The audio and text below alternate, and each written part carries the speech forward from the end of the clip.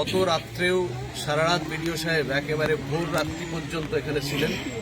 আমাদের থানার আইসি সাহেব তিনিও নিজে এসে দেখে গেছেন এবং তিনি তার পক্ষ থেকে অফিসারদেরকে নিয়োগ করে রেখেছিলেন।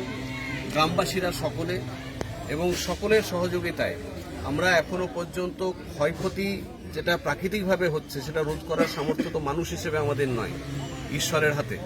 কিন্তু সকলে তাদের দায়িত্ব অনুযায়ী বিএসএফ থেকে শুরু করে পুলিশ প্রশাসন থেকে শুরু করে সেচ দপ্তর থেকে শুরু করে আমাদের বিরোধী দলনেতা এখানে আছে ফারুক সাহেব, পঞ্চায়েত সমিতির বিরোধী দলনেতা ফারুক ইসলাম, এ সবাই মিলে চেষ্টা করে একটা জায়গায় আনা হচ্ছে। কিন্তু আমরা ইতিমধ্যে রাজ্যের মাননীয় মন্ত্রী থেকে শুরু করে আমাদের দলের সমস্ত সাংগঠনিক নেতৃত্ব তাদের সবাইকে জানিয়েছি, যেহেতু এখন মাত্র 10-12 ঘন্টা ঘটনা হয়েছে, পরস্পর এখন যে কোনো কার্যকরী পদক্ষেপ করতে সময় লাগবে, তাই সেই সময়টা নেওয়া হচ্ছে। স্থায়ী সমাধান কেন্দ্রীয় সরকারের সহযোগিতা ছাড়া সম্ভব নয়।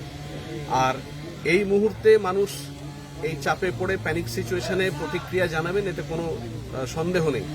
যাদের জীবনটাই এখন প্রশ্নের চিহ্নের মুখে দাঁড়িয়ে আছে, তারা যদি দু একটা কথা বলেন এটা তো স্বাভাবিক, এর মধ্যে কোনো অস্বাভাবিক কিছু নেই। কিন্তু জলস্তর যদি না নামে তাহলে পরে এটা তো স্থায়ীভাবে মেরামত করা যাবে না। তাই আমাদের ওয়াটার লেভেলটা নেমে যাওয়ার জন্য অপেক্ষা করতে হবে। আর এখন পর্যন্ত ওই বাঁশ খুঁটি ইত্যাদি দিয়ে যেভাবে কাজ হচ্ছে, এছাড়া বিকল্প কোনো উপায় নেই। ঠিক আছে, থ্যাংক ইউ স্যার।